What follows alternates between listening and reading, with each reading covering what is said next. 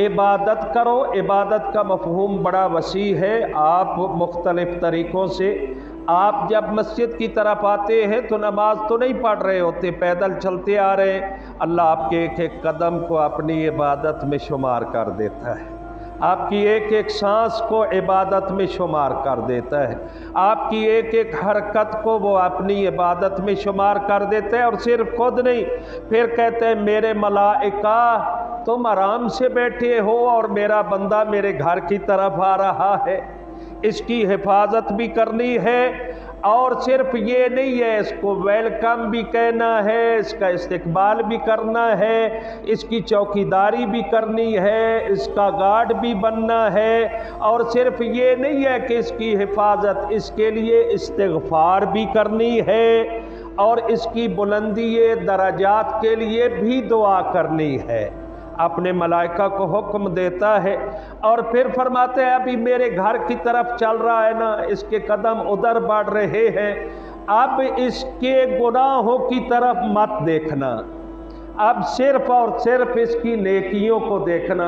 उस वक्त फ़ख्र भी करता है, देखो मेरे मलाइका, मेरा बंदा जा रहा है, मेरा अब्द जा रहा है, अपने घर को छोड़कर, अपने बच्चों को छोड़कर, अपने अहलो अयाल को छोड़कर मेरे घर आ रहा है मुझसे बातें करने के लिए।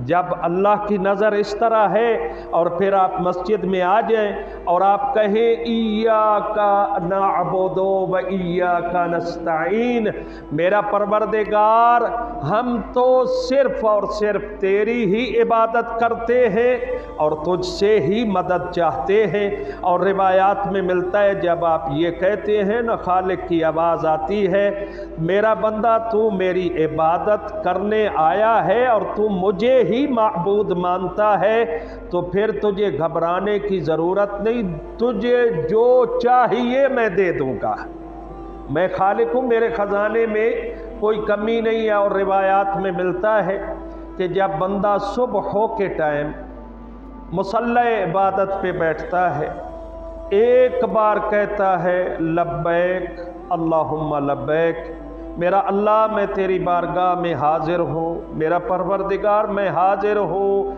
खालिक की तरफ से आवाज़ 70 बार आती है, लब्बैक अब्दी, ऐ मेरा बंदा तूने मुझे पुकारा और मेरे दरबार में हाजिर हुआ, मैं भी तेरे लिए रब होकर हाजिर हूँ और जो तुझे चाहिए मैं देने के लिए तैयार हूँ।